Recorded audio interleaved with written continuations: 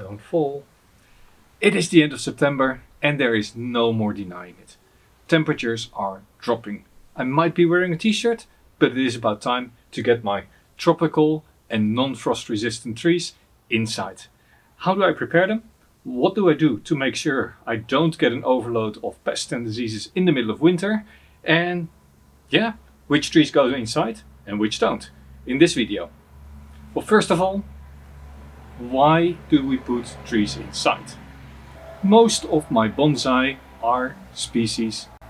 Most of my bonsai are grown from species that are completely frost resistant. I keep those outside. I shelter them for wind, I shelter them for sun, and if temperatures drop below -5°C, that would be about 22 Fahrenheit, they go off their benches onto the ground, and if they drop even further and I get sustained frost, some of them, like my olives, might move into the shed. If it goes below -10°C, so about 14 Fahrenheit, then I will give these species that are from the Mediterranean, my olives, my pomegranate. And now that I have a kaki, my persimmon probably as well, but I need to check, I give them a heating cable around the pots to make sure the pots don't drop below the -2°C. These species, they don't like to be frozen, but they can handle a little bit of frost and it is good for them. Trees that do go inside for me are, well, this one, Pseudocapsicum. This cannot stand frost. Ficus cannot stand frost. Bougainville cannot stand frost. Jades cannot stand frost. Those sort of species. I have a jabuticaba, I have Brazilian rain trees. They all come from a tropical climate and they have to go inside because the moment it starts freezing, they die. Now there's a lot of recommendations that they should never see 10°C, so that would be about 50 Fahrenheit, but I find that is not a problem if it is just overnight. So a dip into those temperature regions is not a problem. My trees stay outside until the forecast goes down to 2-3°C. So that is your 38 Fahrenheit. That is the moment that I know that low on the ground you can get incidental frost. Trees go inside. Now how do I prepare my trees? There are, I think, 4 things that I keep in mind when I move my trees inside. The first thing that I do is I look at the substrate. I look at the pot and I think, is the pot still big enough? Is the substrate still good? Or do I need to repot it?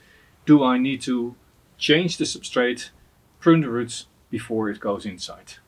This ficus was repotted a couple of days ago. It has another 2 or 3 weeks, and if it really gets cold, I'll pop it in the greenhouse to make sure it re-roots before it goes inside. That means the roots have lots of space and they can root over winter, and the root ball is not constantly struggling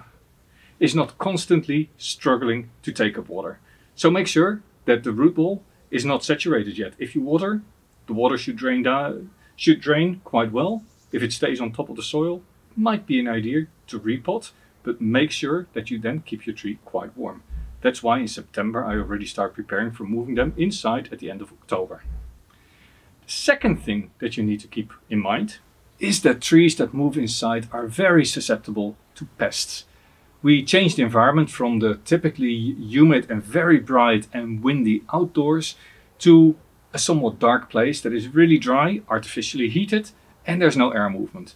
That means that for a ficus, there's 3 things that are very commonly found, and I think those are the main 3 things that you'll find on most plants in winter in the living room if you don't take care. There's skill insects.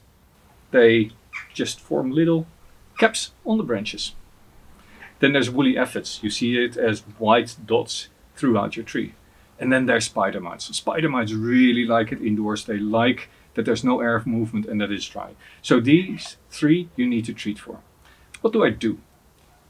These plants, I first look at, do they need to be pruned? And that's actually number 3, and I'll get back to the pests in a second. A Brazilian rain tree like this one is of course a little bit clumsy when you put it in your living room. If this sits in a windowsill in an area where you commonly walk, look at those thorns on this thing. You don't want this to be sticking out into your living room. So the tropicals, I typically prune them back before they go inside, depending on where I can overwinter them. This one will sit behind my laptop in the windowsill in my office. Won't bother anybody. So I'm probably going to leave these long bits and pieces because I'm going to air layer parts off next year. Having done that means that you have quite an amount of foliage reduction. That's a good part, because if you want to work on pests, when you treat them against pests, I basically have a three-pronged approach. I spray them with an oil, a winter oil. Typically this I do around this time, 3-4 weeks before I want to put them inside. That will cover the whole plant, and any eggs that have been put on the plant, and mind you, temperatures are dropping, so the insects are now laying their final eggs for winter. All these eggs will be covered in the light coating of oil. I keep the plants then out of the sun, because otherwise they might burn. But all the eggs that are on the plant and any overwintering insects that are on the plant will at that point suffocate from the oil. Then 3 weeks later I take the same plant and I'll spray the whole plant, either with a soap spiritus base, killing off anything that's living on here yet. Yes, I'm sorry, but if there's living aphids on there, I don't want to bring them inside. Particularly the bark is important. That is where eggs may lurk, and this winter oil will stop them from germinating. To be honest, the last couple of years I've mostly been using an insecticide. Then I'll leave these out to dry. That will take a few hours. And after a few hours I start moving them inside. So they're all freshly coated in insecticide. There's not a single living insect on there anymore. And because I coated the tree also in an oil a few weeks earlier, there's hardly any eggs left. And then what I do, there's these commercial plant pins, we call them in my country. It's a systemic insecticide. You put it in a pot, you water as normal, the roots take up the insecticide, and the whole plant on the inside gets resistant to insect infections. And with that, for the first 2 or 3 months, you won't have a single insect on there. Now still, from other plants in your house, you might get an infection and something comes up and then you have to treat it. But this is the way that I ensure I don't get insect infections straight away in the first weeks that my plants come inside. Now when do I bring them inside? As said, when frost looms. And I hope always that I can do this before my heating system kicks in. That means that inside the house the humidity is still quite high and the plants have an easier time adjusting. You can of course also defoliate. But if the air is too dry, the plant might defoliate by itself. That's not something to be worried about. All around. Part of the whole repotting check is of course removing any weeds that have grown there. And it's good to do this throughout the winter, otherwise you'll have flowering weeds in your pots. And that will take away water, but also fertilizer, from your plants. And then you find a suitable spot to keep your plant. You look for a window that is nice and bright, or maybe you have light in the house for your plants. You put your tree there and then you make sure they're thoroughly watered. But hang on, don't forget it, there's holes in these pots. You put a tray underneath, otherwise you're ruining your furniture. This way you can still water your trees, the water can still drain out and no problems. Of course, most pots, the hole is a little bit above the bottom of the pot. So just a little bit of water in the tray is not a problem. Avoid having your tree standing in a tray of water unless the room is really warm and your trees are growing well. For me, Ficus for instance, all winter long stays in a shallow tray that I keep filled with water. And I make sure that once a week the plant has drained the tray, but the rest of the time it has full access to water. This is in the living room on the south side, behind the window, so it gets lots of light, it's nice and warm, and it drinks and grows all winter long. So I also need to fertilize this. In winter, most of my trees actually go into a cold room. I don't have a heater on, and temperatures might be 10 to 15 degrees Celsius. So that is, I don't know, 50, 60 Fahrenheit. In those rooms, I hardly water these trees. Maybe once every 3 or 4 weeks, I'll water them lightly until the first drips come out of the pot, and then I'll leave them alone again for a long time. However, if your tree is in a very sunny, warm room, then you need to water pretty much as frequently as you do in summer, because the tree might just stay pretty much awake and keep growing. So there is no clear and single rule on how to treat your tropicals throughout winter. You can keep most of them growing by putting them in a warm spot and a sunny spot, but then you need to water it well.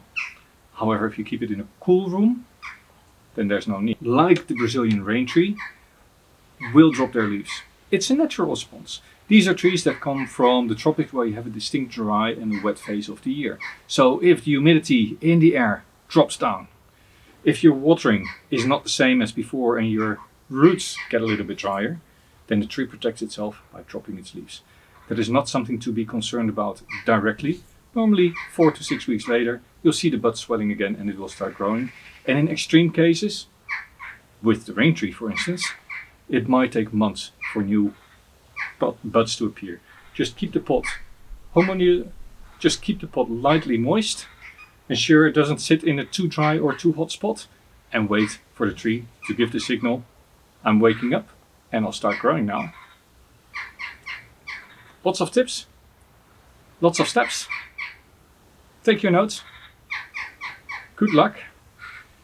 And hopefully your trees will look in winter a lot healthier than mine did in spring, because that was not so great. This was Jelle, growing bonsai. See you next time.